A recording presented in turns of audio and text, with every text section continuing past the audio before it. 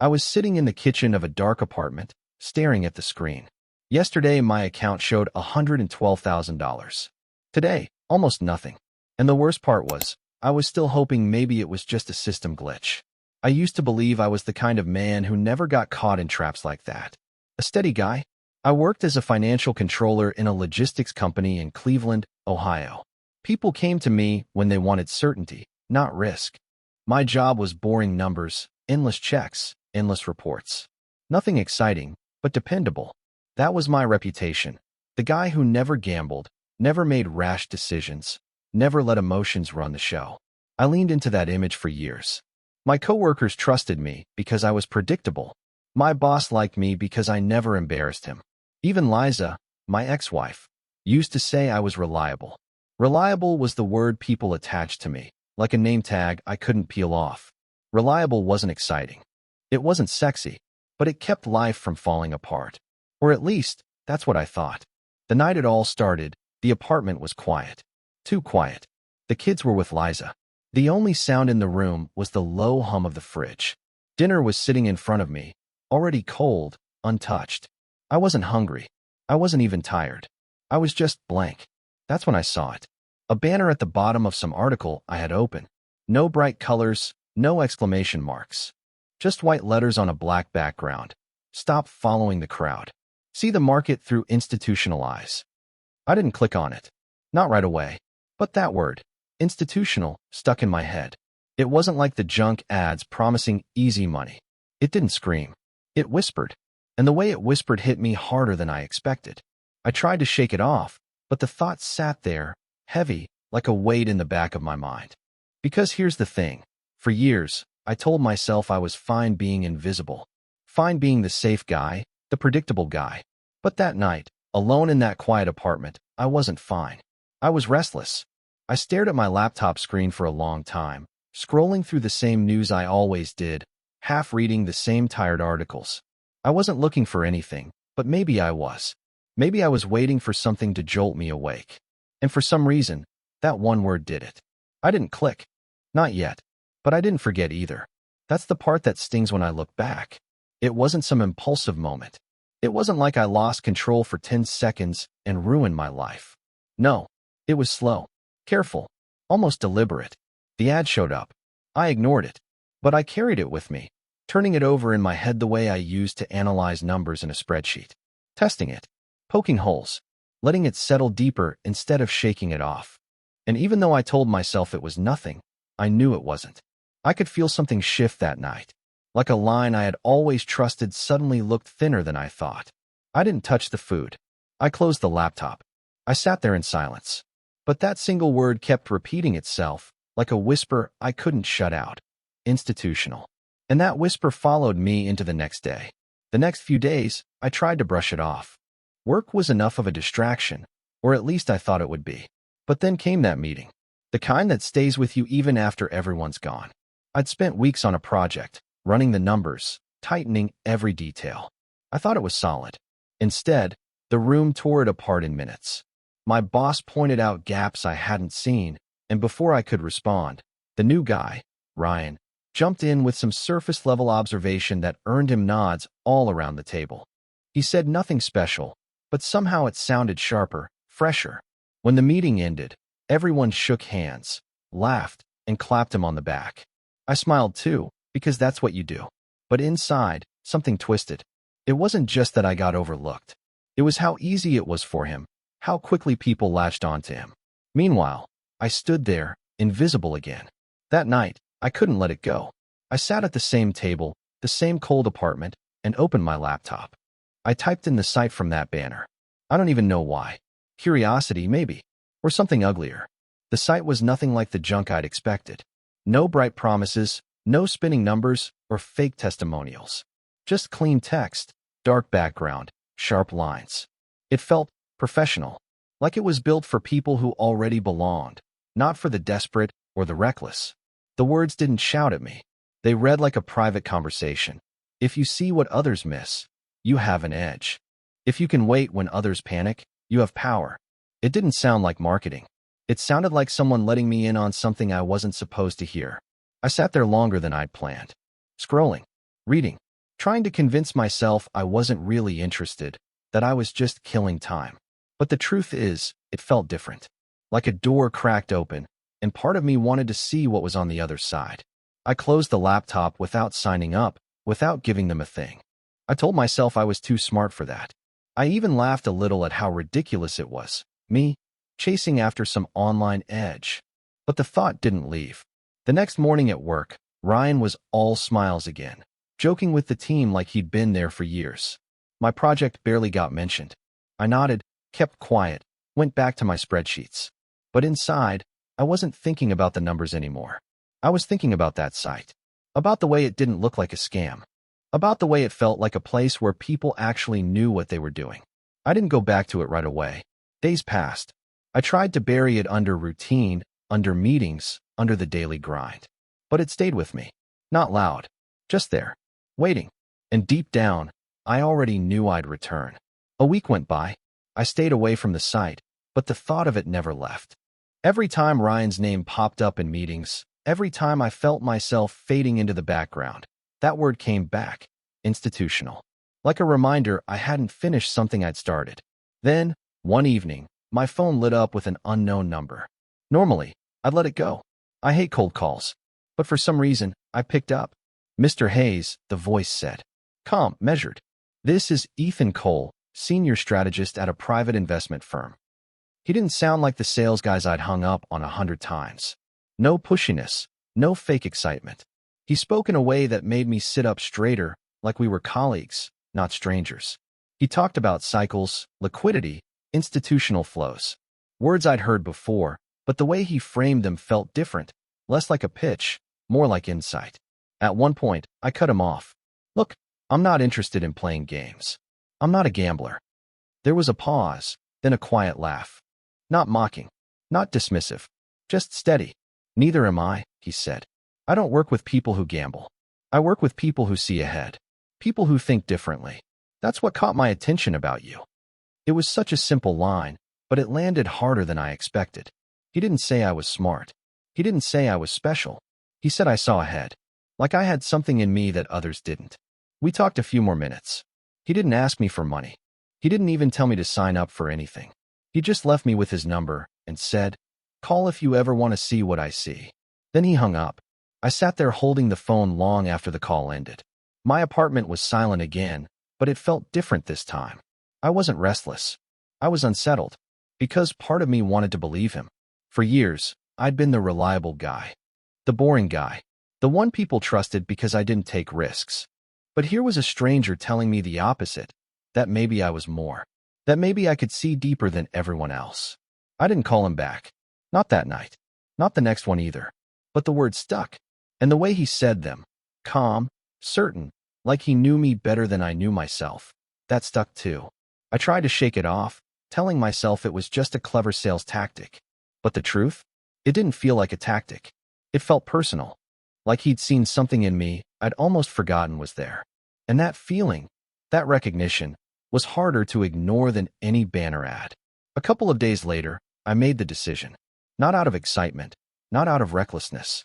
I told myself it was just a test, a way to prove to myself there was nothing behind the curtain. I transferred $3,500. Enough to feel it, not enough to wreck me. At least, that's how I rationalized it. Ethan walked me through the first move, step by step. He didn't rush me, didn't flood me with jargon. He explained the reasoning, the timing, the signals. It all felt logical, structured, like a process, not a gamble. 3 days later, I opened the account. My balance showed an extra $612. I stared at the screen for a long time. It didn't look fake. It didn't look random. There were charts, news links, explanations that matched what Ethan had said. It wasn't fireworks. It was math. When I told him I'd seen the numbers, he didn't gloat. He didn't push me to throw in more. He just said, one result doesn't prove anything. But think about this. People leave money in savings for 5 years just to get what you made in 3 days. I let out a small laugh. Not because it was funny, but because it clicked. He wasn't dangling dreams of sports cars and mansions. He was showing me something steady. Safe, even. At least, that's how it felt in the moment. That night, I couldn't stop thinking about it. $600 wasn't life-changing. But the way it happened, calm, predictable, explained in a way that made sense, that was what hooked me. I tried to tell myself it was nothing, that I'd take the win and walk away. But part of me knew I wouldn't. Not after feeling that first jolt of validation. For years, I played the role of the guy who never took risks. The guy who stayed in his lane. But now, sitting in front of that laptop, watching my balance tick upward, I felt something shift. Something I couldn't just put back in its box. I wasn't smiling. I wasn't cheering. I was just quiet. Focused. Like a door I didn't even know existed had opened, and I'd stepped through without meaning to. And in that silence, I realized I wasn't testing Ethan anymore. I was testing myself. That small gain was all it took. I told myself I was just curious, just experimenting, but the truth is I was hooked. Every night after work, I found myself back at the laptop. The site became part of my routine, like brushing my teeth or checking email. I didn't tell anyone. Not Liza, not the kids, not the guys at work. This was mine, something private. A secret world where I wasn't the boring, predictable man everyone thought I was. And Ethan was always there on the other end. Calm, steady, feeding me lines that felt less like advice and more like recognition. You see deeper. You're not like the rest. I didn't argue with him. I wanted to believe it. And the more I logged in, the easier it was to believe. I started slow. Another 5,000. Then I shifted some old stocks I'd been holding onto. It all moved smoothly, each step building on the last. My balance ticked upward, and with every green number, my confidence grew. But the real break came when I made the decision I never thought I would. The retirement account. 10 years of contributions. Money I'd promised myself I wouldn't touch, no matter what. I withdrew it without hesitation. No shaking hands, no second guessing. I clicked the button, watched the numbers move, and felt calm. Not reckless, not scared, just sure. By then, my account stood at 112,000. I stared at that number longer than I'd stared at anything in years. It wasn't just money on a screen. It was proof. Proof that I wasn't invisible. Proof that maybe Ethan was right. That maybe I did see further than other people. At work, I still nodded through meetings while Ryan soaked up attention. At home, I still sat alone in the same quiet apartment. But inside, something had shifted. I wasn't just the dependable guy anymore. I was holding something no one else knew about. And the more I looked at that balance, the more it felt like I was finally in control of something that had always been out of reach. I didn't celebrate. I didn't tell a soul. I just watched the numbers glow on the screen, and I knew there was no going back. When my balance hit 112,000, Ethan sent me a message. Not pushy, not rushed. Just a few words that carried more weight than any chart. You want to move like institutions? You're ready. I stared at the text on my screen. My chest tightened, not with fear, but with a kind of anticipation I hadn't felt in years. He talked about timing, about windows of opportunity, about how the big players didn't wait for perfect clarity. They acted when others hesitated. This is the moment, he wrote. Large money is positioning now. Big risk, yes. But that's why the returns are big too. If you want to be one of them, this is your chance.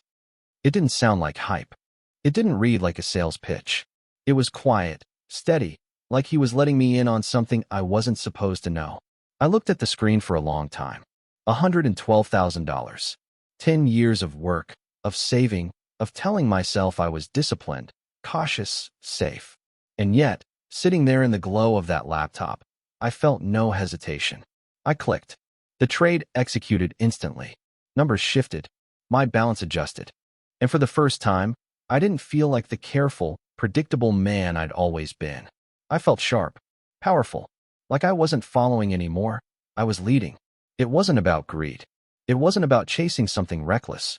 It was about finally stepping out of the shadows I'd lived in for so long. For years, people had seen me as the background guy, the steady hand. But in that moment, pressing that button, I felt like someone different. Not reckless, not desperate, just decisive. I leaned back in my chair. My apartment was silent, but inside, I wasn't. I felt alive. I told myself this was it. The moment where everything changed. Not just the money, but me. And for the first time in a long time, I didn't feel like I was waiting for life to happen. I felt like I was finally the one making it happen. The first few hours after I placed the trade, everything looked steady. My balance held. A small dip here, A small climb there, nothing unusual. I refreshed the page more times than I cared to admit, each time expecting to see the numbers jump in my favor. Then the red appeared. At first it was minor, down 2,000. I told myself it was noise, just the usual market movement. Ethan must have read my silence, because a message popped up almost instantly. This is just short-term fluctuation. Don't react to noise. Stay focused. I held on to those words like a lifeline. If he wasn't worried, why should I be? He was calm, certain, like always. But the red kept spreading. By the end of the second day, I was down 9,000.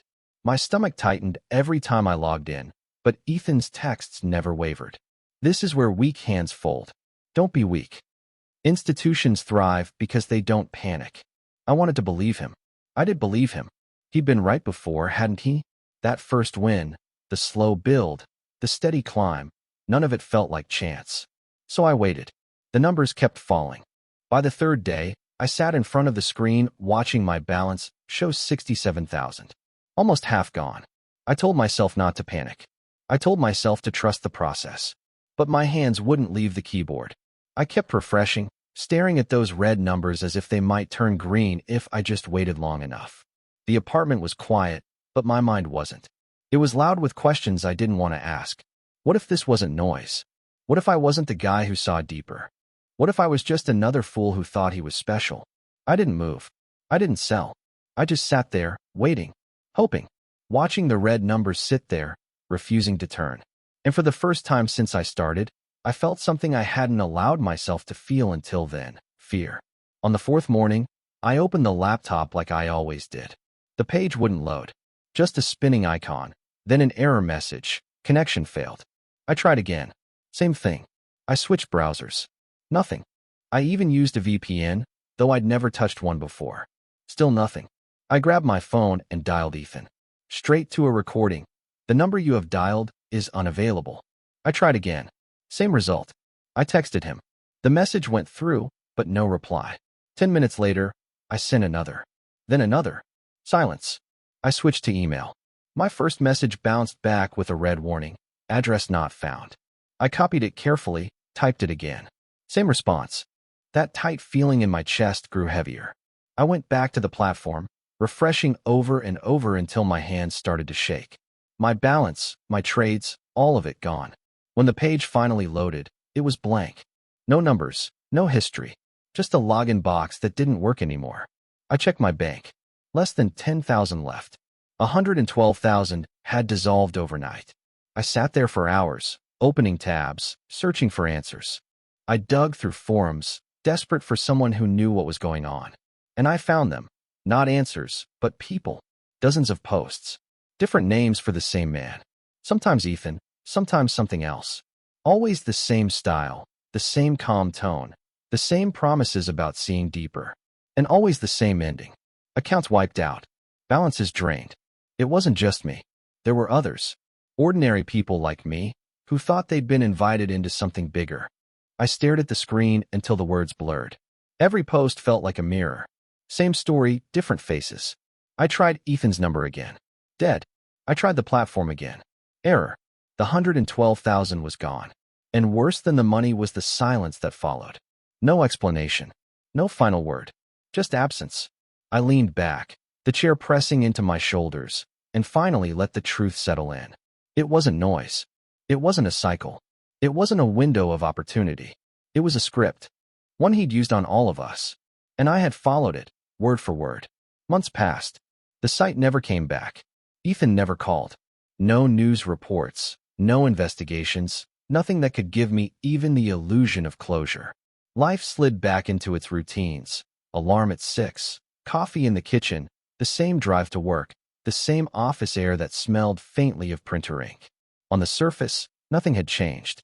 People at work still saw me as the reliable guy, the quiet one, the one who never made mistakes. No one knew that I had burned through almost everything. No one saw that 10 years of saving, 10 years of telling myself I was disciplined, had evaporated in weeks. When Liza dropped the kids off, she didn't notice anything different. She talked about their homework, their schedules, the usual small things. I nodded, smiled when I was supposed to, kept my voice steady. The truth stayed buried. At night, the apartment was still quiet. The same chair, the same table, the same laptop sitting dark in front of me. But the silence felt heavier now. It wasn't the restlessness I used to feel. It was something else. Something final. Sometimes, in that stillness, I heard his voice again. Calm, steady, never hurried. You're not like the others. You see deeper. The words came back uninvited, like an echo that refused to fade. And that was when it finally hit me. He was never selling me trades. He was never selling me access, or insight, or some hidden door into the world of institutions. He was selling me myself. And I bought it. The 112,000 was gone. The years behind it were gone. What remained was a quiet apartment, a man who looked the same to everyone else, and a voice I still couldn't push out of my head. I turned off the light. Thanks for staying till the end. What's your take on this story? Let me know in the comments. Subscribe. More true and hidden stories are coming soon.